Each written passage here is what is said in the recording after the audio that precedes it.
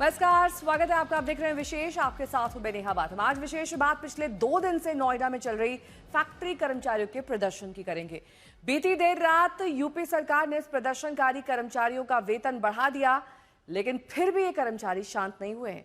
इधर उत्तर प्रदेश सरकार को इन भड़के हुए मजदूरों के पीछे एक बड़ी साजिश नजर आती है। सरकार का दावा है कि मजदूरों को भड़काने का काम एक सोची समझी और संगठित साजिश के तहत किया जा रहा है, लेकिन सवाल है कि क्यों? हमारी ये रिपोर्ट देखिए।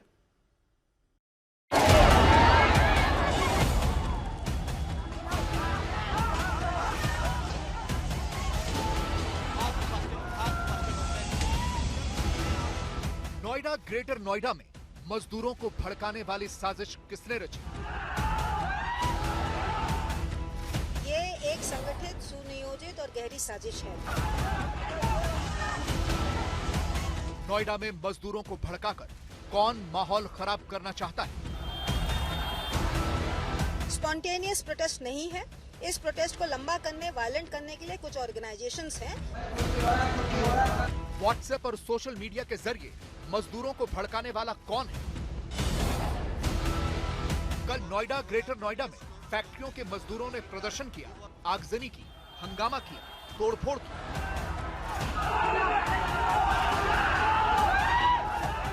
ये प्रदर्शन शांत हुआ तो आज नोएडा के सेक्टर 121 में घरों में काम करने वाली मेड्स सड़कों पर आ गई। आज सुबह यहां हाई राइज सोसाइटीज में काम करने वाली मेड्स ने न सिर्फ प्रदर्शन किया, बल्कि यहां कुछ गाड़ियों में भी तोड़फोड़ हुई। मौके पर पुलिस पहुंची तो मामला शांत हुआ।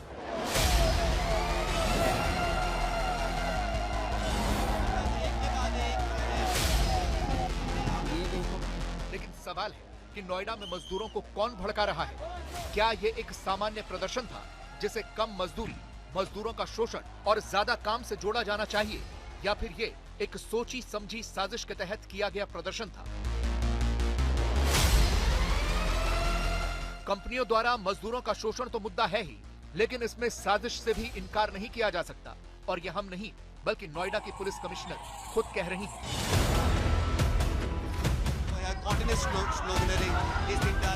नोएडा पुलिस का दावा है कि बहुत से सोशल मीडिया अकाउंट से मजदूरों को उकसाया गया। पिछले 3-4 दिनों में बहुत से नए व्हाट्सएप ग्रुप बनाए गए, जिनके जरिए मजदूरों को भड़काया गया। जो मजदूर नहीं थे, जिनका मजदूरों से, उनकी संस्थाओं से कोई लेना देना नहीं था, ऐसे लोगों ने सोशल मीडिया पर उन्हें भड़काया, सड़कों पर आने और पथराव आगजनी करने के लिए प्रेरित किया। इसीलिए नोएडा पुलिस का कहना है कि ये सब एक सोची समझी साजिश के तहत किया गया। ऐसे मैसेजेस भी देखने को आए थे सोशल मीडिया पर, जिसमें कई सारी भ्रामक चीजें भी थी, झूठी अफवाहें भी फैला रहे थे। तो ऐसे लोगों को आइडेंटिफाई किया गया है जिन्होंने अफवाह फैलाने की कोशिश की, लोगों को भड़काने की कोशिश की। देखिए, कुछ पिछले 2-4 दिनों के अंदर ही कई नए व्हाट्सएप ग्रुप बनाए गए हैं, टेक्नोलॉजी का उपयोग करते हुए बनाए गए हैं। कुछ जो है फर्जी सोशल मीडिया अकाउंट्स बनाए गए हैं, ऐसे लोगों के हैं जो यहाँ पे मजदूर नहीं है, यहाँ के किसी बाशिंदे नहीं है, यहाँ के किसी ऑर्गेनाइजेशन से जुड़े हुए नहीं है, फिर भी उन लोगों के और ऐसे व्हाट्सएप या सोशल मीडिया प्लेटफॉर्मों से लगातार मजदूरों को हिंसा के लिए उकसाया गया है, सड़कों पर आने के लिए दुष्प्रेरित किया गया है, पथराव करने के लिए, आगजनी करने के लिए लगातार उकसाया गया है। फिर भी बहुत जगहों पर श्रमिकों ने इन सारे उकसावे के बावजूद बहुत शांति और धैर्य का संयम दिया है। जहां पर भी घटनाएं हुई हैं वहां पे सख्त कदम लिया गया है। ऐसे मीडिया हैंडल्स को आइडेंटिफाई करा के उन पर सख्त धाराओं में मुकदमा लिख के कस के कार्रवाई की जा रही है। जांच में पुलिस को एक चैट भी मिली है, जिसमें प्रदर्शन के दौरान मिर्ची पाउडर लाने की बात कही जा रही है। ये चैट बता रही हैं कि मजदूरों को भड़काने में कोई बड़ी साजिश है, कोई न कोई इसके पीछे था। वैसे भी ये आंदोलन पूरी तरह से हेडलेस था। इस आंदोलन का कोई नेता नहीं था, इसके पीछे कोई संस्था नहीं थी। फिर भी ऐसा कैसे हो गया कि एक ही दिन, एक ही समय पर नोएडा के अलग अलग इलाकों में मजदूर फैक्ट्रियां छोड़कर सड़कों पर आ गए? अब खबर है कि मजदूरों की आड़ में नकाबपोश असामाजिक तत्वों पर नोएडा पुलिस की जांच टिक गई है। नोएडा पुलिस के हाथ कई ऐसे वीडियो और सीसीटीवी लगे हैं जिसमें नकाबपोश नजर आ रहे हैं। ये नकाबपोश प्रदर्शनकारी मजदूरों की भीड़ में शामिल हैं, जिसमें नकाबपोश युवक सड़कों पर हंगामा और आगजनी करते हुए दिखाई दे रहे हैं। नोएडा पुलिस को ऐसे कई व्हाट्सएप ग्रुप मिले हैं जो हिंसा से 3 दिन पहले एक्टिव हुए थे। इसीलिए नोएडा पुलिस इसे एक संगठित और सुनियोजित साजिश बता रही है। 4-5 दिन से प्रोटेस्ट चल रहा था मजदूरों का, तो ऐसे में क्या पहले कोई इनपुट नहीं आई कि ये हिंसक रूप भी ले सकता है, या ये जो व्हाट्सएप ग्रुप वगैरह बने थे इसकी कोई जानकारी पहले नहीं मिल पाई? देखिए, ये एक संगठित, सुनियोजित और गहरी साजिश है जो हमारे इन्वेस्टिगेशंस में अब तक सामने आया है। सैटरडे तक प्रोटेस्ट पीसफुल था और सभी जो उन्होंने 5 मांग दी थी, 4 स्वीकार करने के बाद कल्मिनेट भी हो गया था। जब उसके बाद ऐसे जो इस भीड़ को उकसाने वाले जो ऑर्गेनाइजेशंस हैं या जो ग्रुप है जो काम कर रहा है, वो आने वाले दिनों में आपको उसका इन्वेस्टिगेशन में जब हम खुलासा करेंगे तो आपको नाम भी बताएंगे। जब उनको ये लगा, और ये मैसेजेस से हमने क्लियर कट देखा, जब उन्हें लगा कि संडे का दिन भी पीसफुल निकला है और आम श्रमिक जो है वो बातों से सहमत है, तब उन्होंने हताशा में आके उकसाने के लिए अपनी चीजें चालू की। मंडे को हमारी काफी तैयारी थी और मंडे को काफी जगहों पर वार्ता भी की गई, लेकिन ये जो सुनियोजित आया उसे एक वेव में 3 या 4 जगहों पर थोड़ी सी हम लोगों को वायलेंट अनरेस्ट देखने को मिला। 1 बजे के बाद कल जब हमारा सबसाइड कर गया था, तब एक नया ग्रुप निकल कर आया जो कहीं का लेबर नहीं है, लेकिन यहाँ की इंडस्ट्री में भी काम नहीं करता, और उसने जो है वैंडलिज्म करने की कोशिश की। तो इससे तो इतना समझ में आ रहा है कि ये स्पॉन्टेनियस प्रोटेस्ट नहीं है। इस प्रोटेस्ट को लंबा करने, वायलेंट करने के लिए कुछ ऑर्गेनाइजेशंस हैं जो लगातार पीछे से उनको उकसा रहे हैं।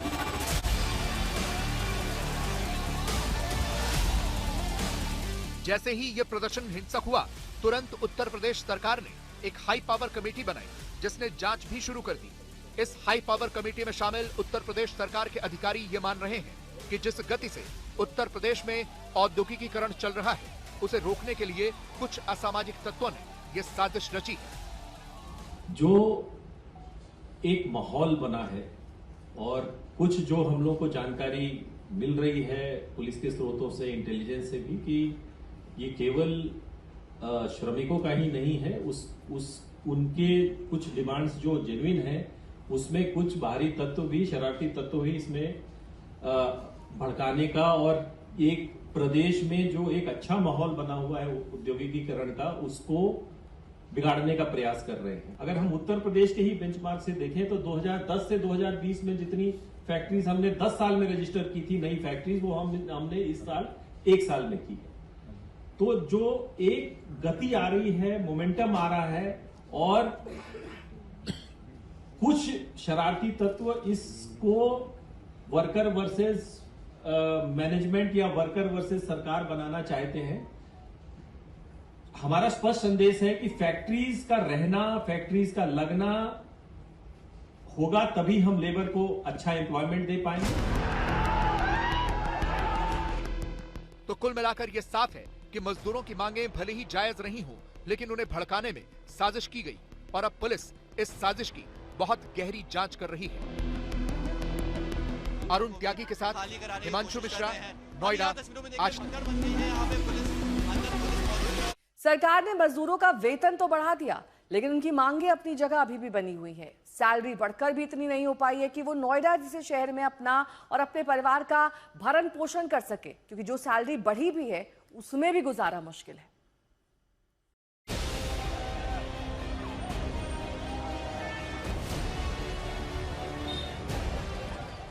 मजदूरों के इस प्रदर्शन के बाद उत्तर प्रदेश सरकार ने उनकी मजदूरी में बढ़ोतरी कर दी।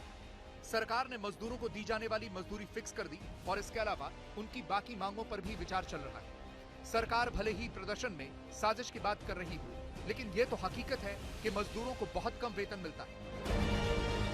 यूपी सरकार ने सोमवार देर रात फैक्ट्री कर्मचारियों की सैलरी बढ़ा दी। न्यूनतम मजदूरी दरों में 3000 रुपए तक की बढ़ोतरी की गई। बढ़ी हुई सैलरी 1 अप्रैल से लागू हुई। सोमवार को बवाल के बाद हाई लेवल कमेटी ने रात में कर्मचारियों के साथ बैठक की। इसके बाद रात 1:30 बजे सरकार ने आदेश जारी कर कमेटी की सिफारिशों पर मुहर लगा दी। खास तौर पर गाजियाबाद और गौतम बुद्ध नगर की बात करें तो यहां पहले अकुशल मजदूरों को 11,313 रुपए महीने की तनख्वाह मिलती थी, जो अब बढ़ाकर 13,690 रुपए कर दी गई। अर्धकुशल मजदूरों को पहले 12,445 रुपए की सैलरी मिलती थी, जो अब बढ़कर 15,049 रुपए हो गई है। इसी तरह से कुशल मजदूरों को पहले सैलरी 13,940 रुपए मिलती थी, जो 16,868 रुपए हो गई। इसके अलावा अन्य नगर निगम वाले जिलों और बाकी दूसरे जनपदों के लिए भी मजदूरों की सैलरी में बढ़ोतरी की गई। माननीय मुख्यमंत्री जी की ये प्रतिबद्धता है कि जो श्रमिक साथी हैं उनके लिए अच्छी से अच्छी सोशल सिक्योरिटी, उनके लिए अच्छे से अच्छे वेलफेयर मेजर जो ऑलरेडी हैं उनको हम अच्छे से इम्प्लीमेंट करें। कुछ और अगर सोच सकते हैं तो उनको हम सजेशन लेकर के उनको और करें। लेकिन जितनी सैलरी बढ़ाई भी गई है, क्या उतने में किसी मजदूर का घर चल सकता है? समस्याएं फैक्ट्रियों के लेवल पर भी बहुत ज्यादा हैं। मजदूर तो सरकार के फैसले से भी खुश नहीं है।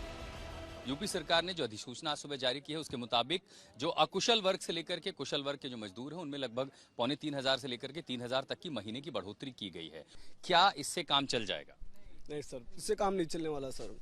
अभी तो 10, 11, 12 हजार थी तो 16 कम 3000 लगभग तक बढ़ 11,300 रुपये हमारी सिलेंडर सैलरी थी। तो सर जिस तरह की महंगाई चल रही सर उसमें से मेरे से नहीं लगता कि 16,000, क्योंकि 4,000 तो आप गैस के निकाल लीजिए और इसका जो मेडिकल की सर उसको निकल रहा है 300 रुपये इसके निकाल लीजिए। और उसके बाद जो रूम की सर गृहस्थियाँ होती है सब्जी साग, सर मुझे तो नहीं लगता इसे, आई डोंट थिंक कि 16,000 सर हमारा। ओवर टाइम कितने घंटे आप लोग करते हैं? ओवर टाइम सर लगता ही नहीं है, बहुत नहीं लगता है तो ओवर टाइम चलता नहीं तो क्या करें उसमें, बताइए। ओवर टाइम नहीं लगता, सैलरी से कुछ नहीं होता है, 10,000 रुपये सैलरी से। ओवर टाइम मिलता कितना एक घंटे का? 50। मैं खुद स्टोर में काम करता हूँ, मैं स्टोर देख रहा हूँ सर। मेरे को भी अनस्किल्ड में जो मतलब डिग्री हो, बीटेक कर रखी हो, कुछ कर रखी हो, सब अनस्किल्ड, कोई मतलब ही नहीं है। दरअसल मसला सिर्फ कम भत्ते का नहीं है, मसला है कंपनियों में जी अनियमितताएं हैं। Skilled labour, unskilled labour, semi skilled labour, इनको आपने बांटा नहीं है, सबको एक जैसा कार्ड दे दिया है। 8-9 महीने पे निकाल दिया जाता है ताकि आपको उनको दोबारा कंटिन्यूटी के तहत भत्ता ना बढ़ाना पड़े। जब तक ये अनियमितताएं खत्म नहीं होंगी तब तक सैलरी के बुनियादी ढांचे में बढ़ोतरी नहीं होगी। और ये बात तो सही है, आज हो, हम हो, आप हो, कोई भी हो, किसी भी हाल में 11,000, 12,000, 15,000 में घर चलाना मुश्किल है। नोएडा में सोमवार को अलग अलग इलाकों में फैक्ट्री कर्मचारियों ने हिंसक प्रदर्शन किया। 42,000 कर्मचारी सड़क पर उतरे। 350 से ज्यादा फैक्ट्रियों में तोड़फोड़ की। 50 से ज्यादा गाड़ियां फूंकी। 150 से ज्यादा वाहन तोड़े। पुलिस पर पथराव किया। पुलिस ने 7 केस दर्ज किए हैं और 300 से ज्यादा गिरफ्तारियां भी की। लेकिन मजदूरों की डिमांड अपनी जगह पर। फैक्ट्री कर्मचारियों की मांग है कि हरियाणा में 33% वेतन बढ़ा है, उसी तरह से यूपी में भी सैलरी बढ़ाई जाए। दूसरी मांग है कि ओवर टाइम करने पर 2 गुना भुगतान मिले। बोनस सीधे बैंक खातों में ट्रांसफर किया जाए। हर महीने की 10 तारीख तक वेतन और सैलरी स्लिप मिले। सप्ताह में 1 दिन की छुट्टी रहे। छुट्टी के दिन अगर कोई काम कराया जाए तो 2 गुना भुगतान हो और फैक्ट्रियों में सुरक्षा मानकों का पूरा पालन हो। अब इनमें से कोई भी मांग ऐसी नहीं है जो नाजायज हो। मजदूर से अगर काम करवा रहे हैं तो उसे पूरी मजदूरी तो मिलनी ही चाहिए। हफ्ते में उसे 1 दिन की छुट्टी भी चाहिए ही। उसकी सुरक्षा भी होनी चाहिए। उसके अकाउंट में सैलरी आनी चाहिए और इतनी तनख्वाह हो कि वो नोएडा जैसे शहर में अपना और अपने परिवार का पेट पाल सके, बच्चों को पढ़ा सके। लेकिन अगर उसे बढ़ी हुई सैलरी भी मिल जाए तब भी 15,000 रुपए में क्या ही होगा। नोएडा से आशुतोष मिश्रा के साथ आज तक ब्यूरो। दिखते रहिए आज तक।